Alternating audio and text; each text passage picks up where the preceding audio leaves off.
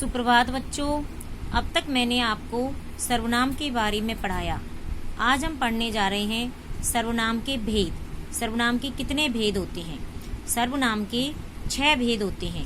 पुरुषवाचक, निश्चयवाचक, अनिश्चयवाचक, प्रश्नवाचक, संबंधवाचक, निजवाचक। तो सबसे पहला है पुरुषवाचक सर्वनाम। पुरुषवाचक सर्वनाम जिस सर्वनाम शब्द का प्रयोग बोलने वाला अपने लिए, सुनने वाले के लिए और अन्य व्यक्तियों के लिए करता है, उसे पुरुषवाचक सर्वनाम कहते हैं।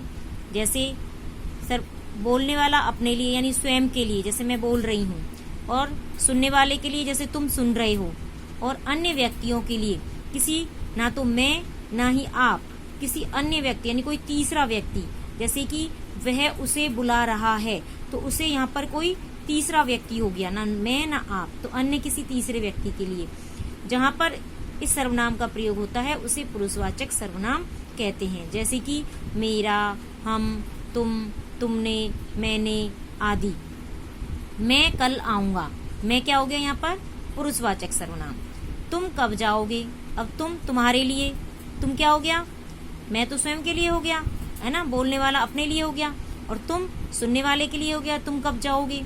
और वह नहीं आएगा, अब वह ना तो मैं हूं ना आप हो, वह नहीं आएगा, कोई तीसरा व्यक्ति है, अन्य व्यक्ति है, तो वह, जहाँ वह नहीं आएगा, जहाँ पर ये शब्द हो वहां पर पुरुषवाचक सर्वनाम होता है। दूसरा है निश्चयवाचक सर्वनाम। जिस सर्वनाम शब्द से किसी निश्चित व्यक्ति या वस्तु के बारे में पता चले उसे निश्चयवाचक सर्वनाम कहते हैं। जैसे कि यह, वह, इसमें आदि। निश्चयवाचक यानी किसी निश्चित व्यक्ति या वस्तु के बारे में पता चले कि भाई वो निश्चय हो। जैसे कि उदाहरण के लिए यह घर मेरा है, अब यह यहाँ पर निश्चित है कि घर मेरा ही है। वह कमीज मुझे चाहिए, अब वो कमीज क्या है? मुझे चाहिए, निश्चित है कि मुझे वो चाहिए अभी। उसे इधर रख दो, उसे इधर रख दो, इधर मतलब उसे इधर रखना ही रखना है। यानी जहाँ पर निश्चितता प्रकट होती हो वहां पर निश्चयवाचक सर्वनाम होता है।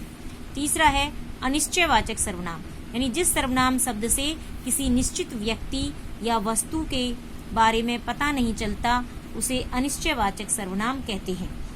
यानी कुछ भी निश्चित नहीं है।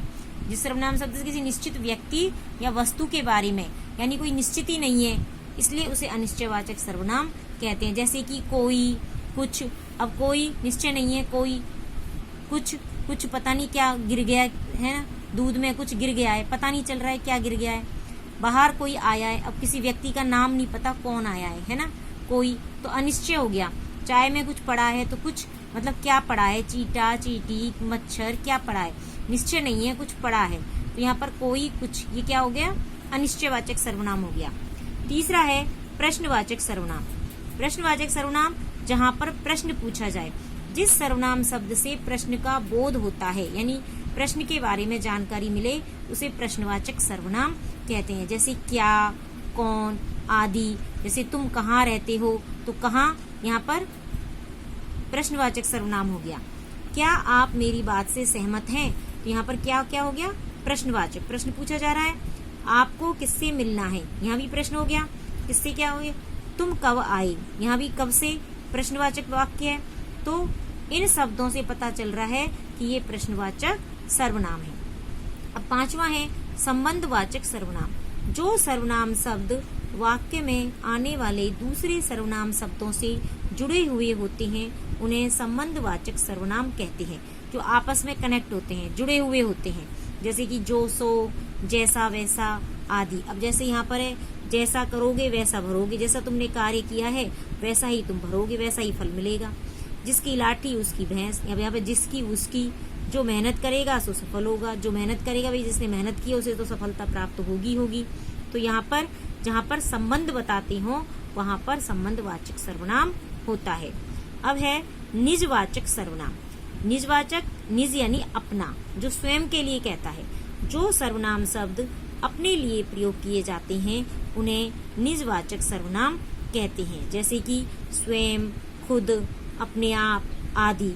यानी अपने ऊपर जो लागू होते हैं वो होते हैं निजवाचक सर्वनाम। जैसे उदाहरण के लिए अपना काम स्वयं करो, स्वयं यहाँ पर खुद के लिए आया है तो निजवाचक सर्वनाम हो गया। वह खुद चला जाएगा, यानी अपने आप ही चला जाएगा, वो खुद है ना, निजवाचक हो गया। मैं अपने आप बाजार से पुस्तक ले आऊंगी, अपने आप यानी स्वयं खुद ले आऊंगी, मैं अपने आप बाजार से पुस्तक ले आऊंगी। तो यहाँ पर स्वयं, खुद, अपने आप, ये क्या हो गए, निजवाचक सर्वनाम हो गए। तो बच्चों सर्वनाम समझ में आ गए होंगे। धन्यवाद।